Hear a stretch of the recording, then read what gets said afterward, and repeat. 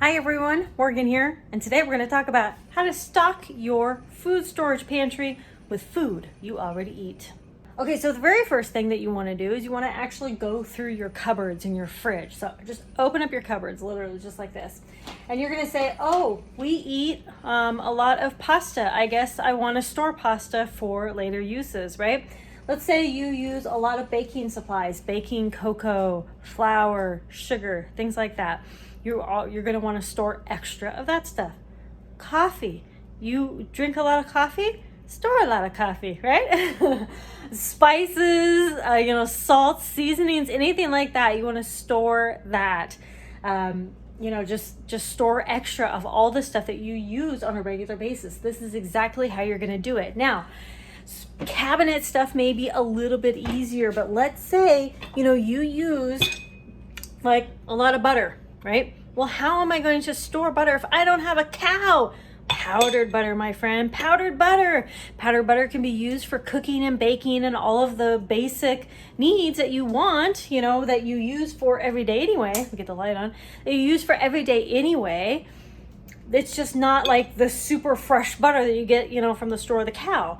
It's powdered butter that you reconstitute or you bakery cook with, right? So it's the same for milk. Like let's say you're going in your fridge. Milk. I'm going to get powdered milk. Now, I don't drink powdered milk. I use it for anyway, I use powdered milk for baking and cooking needs. I don't drink it. If I were to drink it, I would put it in cereal, but that's it. Okay, so the next one's going to be like cheese. Where's my cheese? There we go. Cheese. So we eat a ton of cheese. Unfortunately, we don't have a cow, and really the best way to store cheese is going to be freeze-dried cheese or powdered cheeses. Fruits and vegetables. Yes, we love fresh fruits and vegetables. That is why we have a garden. But a garden won't supply, year round, or unless you have a greenhouse, that'd be awesome. You can supply a lot of fresh produce year round, especially if you have like a hydroponic or an indoor garden, greenhouse, things like that. You can actually supply a good amount of fresh produce year round. No matter where you live, you can do like indoor gardening, all that kind of stuff. Okay, on to my next point though, canned foods. You can can the foods yourself, or you can buy the canned food equivalents, right? There are all sorts of non-perishable equivalents of powdered stuff like powdered cream, powdered sour cream. There's powdered everything, and it lasts like a really long time, actually. It's pretty surprising. So if you think of a dairy product that you use a lot, look into the non-perishable equivalent of it, right? Eggs. We eat a ton of eggs. Now, we did just get some chickens, but in the meantime, I also dehydrated and powdered my own eggs, and you can buy freeze-dried eggs. There's some other things here, right? So let's say I enjoy a good tortilla chip every once in a while. Well, chips aren't going to store good long term. So what am I going to do? I am going to store cornmeal, but cornmeal doesn't really store that good long term either, maybe a few years.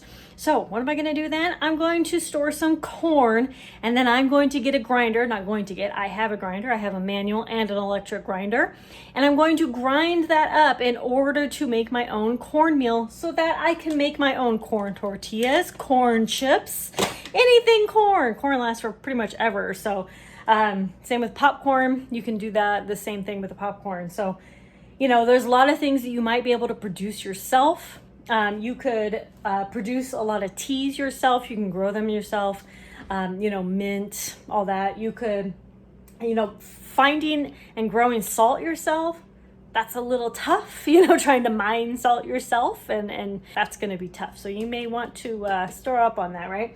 But you're finding your pantry staples and you're figuring out alternative options to them so that you can always have those pantry staples and favorites around, right?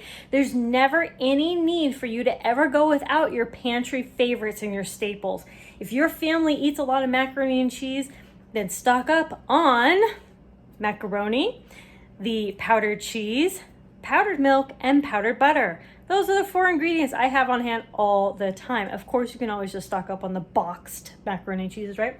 If you like pancakes, then guess what? I can stock up on the flour, the sugar, which I do, the powdered egg, so you can use that in it. If it uses milk, you can use powdered milk.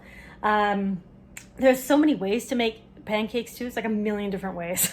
Okay, so you can find like a really simple recipe. If you want butter, get the butter. You can also make butter from powdered milk. So I store a lot of powdered milk. So oils, I store a lot of oils because I use oils. This is actually almost out, but good thing I'm a prepper and I have a ton of oils. Okay, I have a lot of oils and I freeze a lot of oils. So it's knowing your pantry staples and stocking up on the non-perishable items of those items, and then learning how to actually make a lot of those things from scratch. So you can store the Just Add pancake mix as well as figure out how to make pancakes from scratch. It's not either or. Do it both. Okay, do everything. Find that local farmer with the cow, right? Find the local farmers with the chickens. You know what I mean? Like, it's not either or, but also, store the powdered milk and also store the powdered eggs. Do it all. It's not an either or. The more options, the better. You know what I mean? Not everything is going to store forever. Like I said with the cornmeal, cereal, definitely not going to store forever, but you can make your own. I've actually been finding recipes on how to make your own cereals. You can make almost anything yourself. Just find the recipe. So first of all, go through your cabinets, go through your daily meals. Like I have a whole, list of meals here that I have made and I know that my family likes, and so I stock up on the ingredients for all this stuff. If I don't have fresh beef, I have canned beef, you know what I mean? So you can always find alternatives to these things because you're stocked up on your family's favorite foods. And don't forget, the chocolates and the candies and things like that. There's absolutely nothing wrong with stocking up on that stuff. Stock up on the things that you enjoy, because guess what? A crisis doesn't have to be obnoxious. It doesn't have to be miserable. You can still have the foods that you like and enjoy. It's for morale more than anything. And I can eat 12 times a day if I want because I'm prepared. So stock up on your family's pantry staples and your fridge staples and find the alternatives. I'm going to put a few links down below of some of the things that I've mentioned here in the description, but just go through your cabinets and your fridge and just figure it out. Thank you all so much for watching. Conquer Tomorrow by Preparing Today. Talk to you all later. Bye.